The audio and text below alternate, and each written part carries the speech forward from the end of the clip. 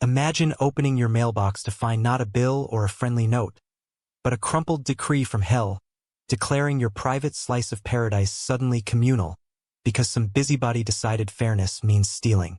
That's how it started for me, Jack Harlan, in the picture-perfect suburb of Willow Creek, where the HOA ruled like a petty dictatorship disguised as neighborhood harmony. I stood there, laughing bitterly under my breath, knowing this wasn't just a mix-up. It was war, declared by Evelyn Sharp, the HOA queen bee whose smile hid a venomous sting. The letter was typed on official-looking HOA stationery, but it might as well have been scrawled in crayon for all its legal weight. In the interest of equitable resource distribution, it proclaimed, your exclusive access to Willow Lake via the rear trail is hereby redesignated as shared community space. Compliance required within 7 days. Equitable? I'd bought this house 7 years ago precisely for that trail. A skinny strip of land deeded to me, leading straight to the water's edge. Paid an extra 50 grand for it. Back when the market was hot and dreams of quiet fishing mornings sealed the deal. But Evelyn, with her perfectly coiffed bob and her endless committee meetings, had other ideas. She fancied herself the guardian of community spirit, which apparently meant prying into everyone's backyard like a nosy ant on steroids. I didn't panic. No, I'd learned the hard way about these HOA types. A couple years back, rumors had swirled that I was antisocial because I skipped the mandatory block parties. Truth was, I worked nights as a freelance coder, but facts never stopped the whisper campaign. Evelyn had even slipped a concern note under my door once, suggesting I engage more or face social demerits. I ignored it, kept my head down, observed, watched how she manipulated the neighborhood Facebook group, posting passive-aggressive polls like, who agrees our green spaces should be for all, with emojis that screamed fake cheer. So when this letter hit, I folded it neatly, walked inside, and dialed my old buddy from law school, now a real estate shark named Mike. Read me the deed, he said over speakerphone. I did, line by line, highlighting the survey markers that pinned that trail squarely on my property. Mike chuckled. They've got nothing, Jack. HOAs can't rewrite deeds. But watch out. These vultures love to peck until you bleed. Sure enough, the pecking began the very next morning. I was sipping coffee on my porch when Evelyn marched up, flanked by her loyal sidekicks. Martha, the eternal secretary with her ever-present notepad, and Doris, the treasurer who looked like she'd audit your soul if given half a chance. All three in their mid-50s, dressed like they were heading to a garden club luncheon. But their eyes burned with that righteous fire only self-appointed authorities possess. Jack, Evelyn started, her voice dripping with feigned politeness. We're here to discuss the trail. It's simply not fair that one resident monopolizes such a vital natural asset. Vital? It was a muddy path barely wide enough for 2 feet, leading to a spot where I tossed a line now and then. It's on my deed, Evelyn, I replied calmly, stirring my coffee. Private property. End of story. She tilted her head, that bob haircut not budging an inch, like it was sprayed with industrial glue. Property is a social construct, dear. We're building unity here. Hoarding resources? That's just selfish. Martha nodded vigorously, scribbling notes as if documenting a crime scene. Doris chimed in. Think of the children. They deserve lake views too. I almost spit out my coffee. The children in this neighborhood were mostly teens glued to their phones, not exactly clamoring for nature walks. Sue me if you disagree, I said with a shrug, closing the door gently but firmly. Their glares could have melted paint. That afternoon, the first violation notice arrived via certified mail, because nothing says community like bureaucratic harassment. Lawn height exceeds 3 inches. Fine, $50. My grass was pristine. I'd mowed it yesterday. Then came another, visible recycling bins, obstruction of aesthetic standards. They were tucked neatly behind a bush. And the kicker, unauthorized yard decor. That was the wind chime my sister sent for my birthday. A harmless set of bells shaped like fish. Petty? Absolutely. But I saw the pattern. They were squeezing me, hoping I'd cave on the trail to make the nonsense stop. Instead, I got spiteful.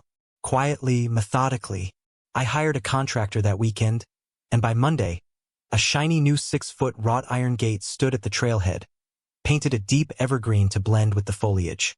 Concrete posts sunk deep, a beefy padlock, and a sign. Private property.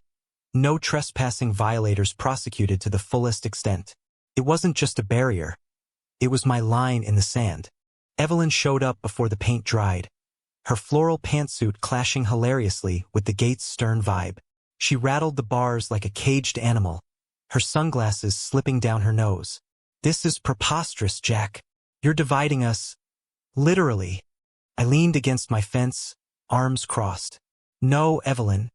You're the one trying to redraw lines that don't belong to you." She huffed. "The board has voted. This path is essential for communal wellness walks." Wellness walks? The only walks she took were to snoop on neighbors' yards. "Vote all you want," I said. "Deeds trump democracy here." She stormed off, muttering about legal recourse. But I knew her bluff. I double-checked every survey. That land was mine, etched in county records. Then inspiration struck, born of pure, delicious malice. I posted on the neighborhood app, "Exclusive lake access keys available. Limited to responsible residents. One-time fee applies." Select residents, mind you. I wasn't handing keys to Evelyn's cronies. Within hours, my doorbell rang nonstop. First was Tom, the quiet mechanic from down the street, envelope of cash in hand. "Screw the HOA," he whispered. "I've wanted to fish there forever." I sold him a key for $400, fair market, I figured, for the premium I'd paid. By evening, 8 more lined up, each with stories of Evelyn's overreach. Fines for holiday lights too bright, bans on vegetable gardens unsightly. The cash piled up, but more importantly, so did the alliances. I drafted simple agreements. Access granted, no subletting, respect the property. It was legal, it was mine, and it was a giant middle finger to the board. The backlash hit like a summer storm. Saturday dawn, still in my boxers. I answered a knock to find a city inspector, badge gleaming, clipboard ready. "Mr. Harlan?" "Complaint about monetizing public land." "Public?" I invited him around back, showed the markers, the deed printout. He scanned his tablet, whistled low. "You're good. But these complaints, all from the same IP address, funny enough." I smirked. "Let me guess. HOA headquarters?" He didn't confirm, but his wink said it all. "Faking reports? That's fraud territory." Monday, I called the zoning office. Turns out 4 complaints shared the same typo, exclusive, instead of exclusive, all traced to board members' emails. I forwarded the lot to a fraud specialist attorney, who laughed outright. "This is gold, Jack. Petty tyrants thinking they're untouchable." Shift happened fast. One key buyer, Sarah, a single mom who worked doubles at the hospital, showed up pale-faced. Evelyn ambushed me at the grocery store. Said if I use your gate, she'll flag my car for towing, unauthorized parking, or some BS. I handed her a recorder app on her phone. "Document everything." She did. The audio was chef's kiss. Evelyn's voice, syrupy sweet turning sour. "Sarah, dear, collaborating with dividers? We'll have to review your guest parking privileges. For the community's sake." Review? It was extortion light. I blasted the clip, anonymized, to the city ethics line and my lawyer. Boom, summons for a hearing. The ethics boardroom was stuffy, fluorescent lights buzzing like angry bees. I sat with my binder, agreements, maps, audio files. Evelyn across the table, in a power suit that screamed, "Trying too hard." With Martha and Hank, Doris's replacement, a yes man with a perpetual nod. The officer, Ms. Patel, stern as a school principal, played the tape. Evelyn's threats echoed. Silence followed, thick and awkward. "Ms. Sharp," Patel said icily, "did you submit falsified complaints?" Evelyn straightened. "We expedited concerns for efficiency." "Placeholders, really?" My lawyer snorted. "Placeholders? That's fraud 101. Patel referred it to prosecutors on the spot. Evelyn's face, priceless. Red as her lipstick, sputtering about misunderstandings. 2 days later, emergency HOA meeting in the clubhouse. A bland hall smelling of stale coffee and desperation. Chairs overflowed. Word had spread like wildfire.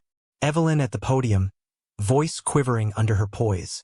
Fellow residents, these allegations are baseless smears against our dedication to order. A guy in the back stood. Baseless? Like your fake names on city forms. Murmurs swelled. Evelyn faltered. We streamlined processes. A woman up front. Streamlined into crime? I rose quietly. Motion. Recall the board for abuse, fraud, retaliation. Seconded instantly. Vote. 64-8 in favor. Board dissolved. Evelyn slunk out, defeated, as cheers erupted. I declined a seat but whispered advice to the interim crew. Transparency first. But tyrants don't quit easy. 3 weeks post-recall, my neighbor Pete, a retired vet with a key, flagged me down. Weird mail, eviction notice from some law firm, fake as a $3 bill. I dug online. Letters scanned on forums, all to key holders. Watermark matched Evelyn's old newsletters. P.O. Box traced to Hank via a dummy LLC, paid from frozen HOA funds. Bank confirmed unauthorized wires to Equity Legal Group. Non-existent. Fraud report filed. Police Detective Ramirez took my stack. This is organized, Harlan.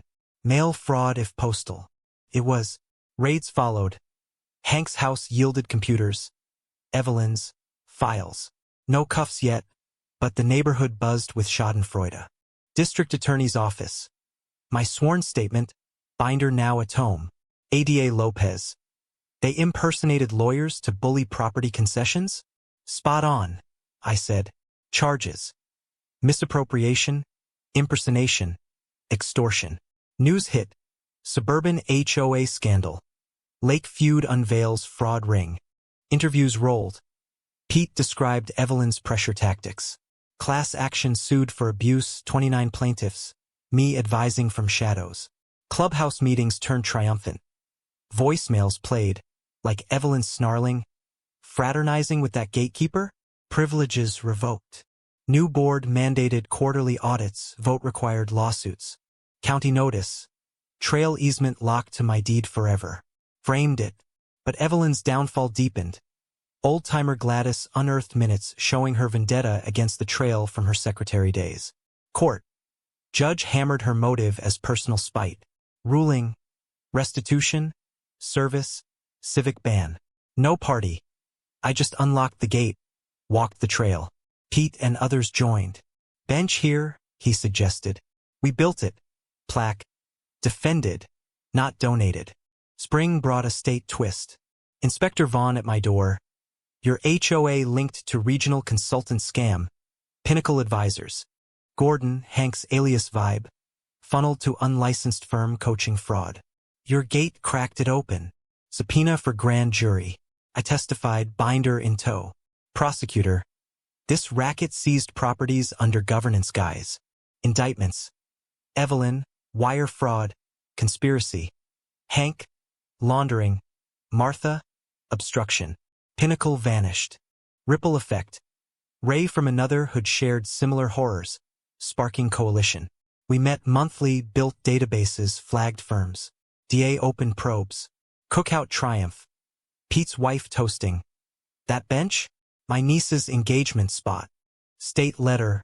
Recognition for exposing abuses. Slid it away. Gate stands, keys earned through solidarity. Evelyn sentenced. 18 months jail. Restitution. Eternal ban. Judge. You schemed, not served. Hank house arrested. Martha fined. Refunds issued. Lake whispers peace. But tell me, was Evelyn the villain? Or just a symptom of systems letting petty power corrupt? Who's really hoarding community when rules become weapons?